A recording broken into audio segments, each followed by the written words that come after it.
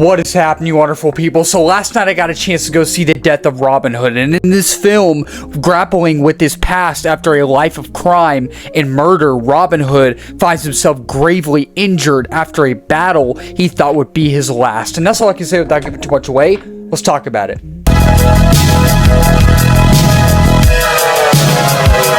So, The Death of Robin Hood. When it comes to The Death of Robin Hood, I feel like this is a film that kind of came out of nowhere this year. It got announced and I was like, oh, that's interesting. Hugh Jackman playing Robin Hood is not something I thought I never expected to see on the big screen. I never expected to see that in my lifetime. But when the movie got announced, when he got announced to play Robin Hood, I was like, you know what?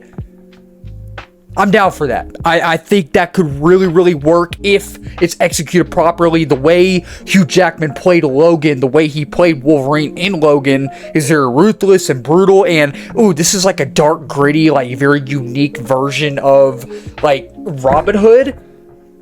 That could definitely work. I think that could definitely work. And the fact that this film was going to be like a darker version of the character had me thinking this could be really good. This could end up being dark, gritty, bloody, if executed properly. And when they released the trailers, they unfortunately did nothing for me. Not bad trailers, not horrible trailers by any means, but I think they only fully released like one trailer, I think maybe two, but the second one wasn't even really a trailer. The first one was only the full, like, full-length trailer. Even the marketing as a whole was very poor. It just kind of felt like they didn't have any faith in the movie. I liked the Robert Eggers type look and feel from the trailers, and I like how it looked like a spiritual sequel to Logan, but that's about it. And with the director of this film, Michael Cernowski, he directed movies like Pig with Nick Cage, which I've never seen, and A Quiet Place Day One, which I liked. I really liked that film. I do. So I have some idea of how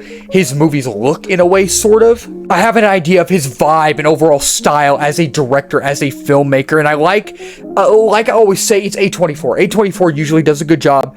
Not everything they make is great. Some things don't hit, but for the most part, some of their movies really do hit. They don't always knock it out of the park. For the most part, they usually do. And so after walking out of The Death of Robin Hood, it's fine. It's okay.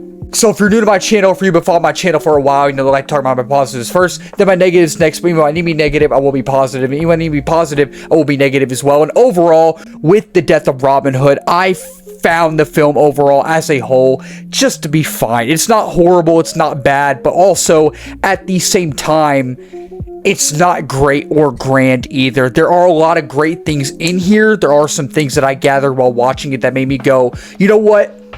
That really did work for me. I think for starters, I think that the tone is very consistent. They could have easily made this movie a comedy if they wanted to. They could have easily thrown out a joke every 5 seconds, but they didn't. They knew what kind of tone they wanted. They knew what kind of tone they wanted to explore. The movie itself is very dark and gritty. It's a very bold and unique film as well, because we've never had a Robin Hood film like this before. This is a new version. This is a darker, more violent rendition of the character, because when you think of Robin Hood, you think of him as a hero. You think of him as someone who helps people. But this Robin Hood, he's stripped down. He doesn't care much about anyone. He's ruthless, brutal, and I think that all of the performances in here are fantastic as well. Jodie Comer's great, and Hugh Jackman is fantastic as Robin Hood as well. Noah Jupe's in here too. He's good, but Bill Skarsgård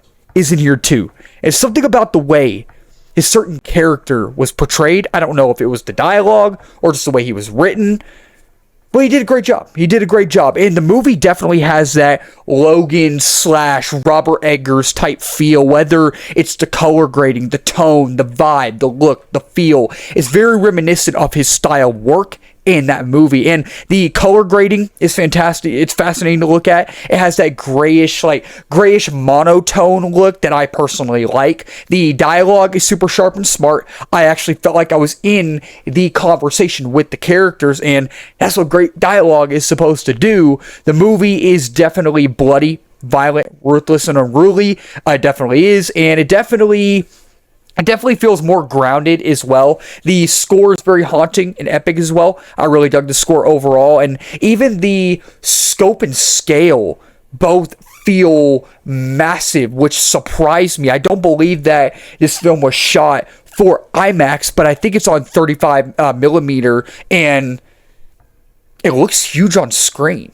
That being said, though, the story never fully captures you. It never fully pulls you in all the way. And sure, the color grading's great, the score is great, the performances are great, but if you don't have a great story to back all those things up, or a great story to run parallel alongside all of those things, it won't work. And people were saying that the movie was slow, and I will attest, it's slow.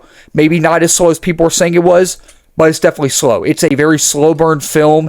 The pacing definitely could have been a lot tighter, but that's where the story comes in, the overall narrative. I didn't care about anything going on. Like, it's mainly a style over substance type watch, because you enjoy seeing the look of the film and the environments on the screen. You enjoy seeing the action, but you never fully feel invested. The story never fully stays in gear after the first act. The first act shows Robin Hood in action, but then the second and third act, there's no story. No story whatsoever at all. I unfortunately felt like there was no driving narrative or task to be accomplished. There was no plot or narrative, and the narrative overall was just not interesting. I just didn't feel engaged. And the first act, if they just went with the revenge story, I mean, the revenge story would have worked, but they get rid of the revenge story when the second act hits until the end of the movie.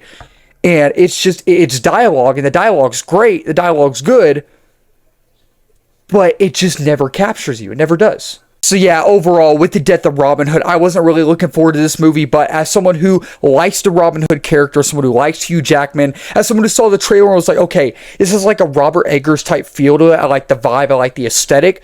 Hopefully I enjoy this movie, and I walked out just being okay with it. So with the death of Robin Hood, I will give this film a 3 out of 5 stars, and with the death of Robin Hood, I will say, choose your time wisely. If you saw the trailer, if you were excited for it, if you like the Robin Hood character, I think you might enjoy it, you might not.